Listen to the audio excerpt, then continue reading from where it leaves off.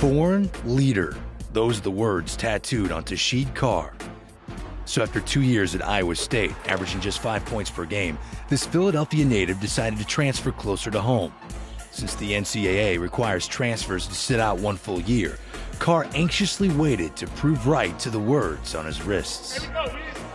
It was tough not being able to play, especially when you're in practice every day, getting rid of your all, you're getting better, you're learning. And when we get in situations in the game where you feel as if you could have helped to win.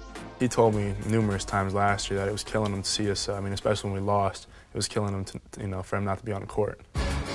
Although he couldn't compete for the Hawks, Carr quickly figured out a way to help his new teammates. With this particular team, we needed somebody to be vocal, whether it would be in a calming fashion, whether it would be in a exhorting fashion, but this team certainly needed a vocal presence. We also needed a physical presence, a guy who would say, look, this is the amount of work that I'm going to put in, come join me.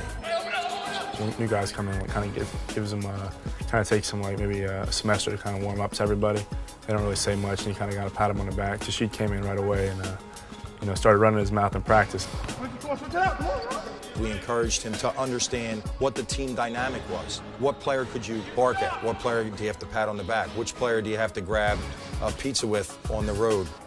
Tasheed took the year and kind of ran with it.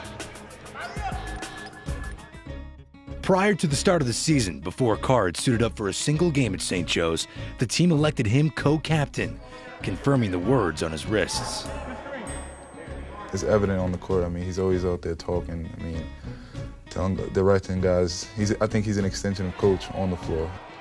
That's one of my biggest assets on the court. Just being a vocal leadership type of guy.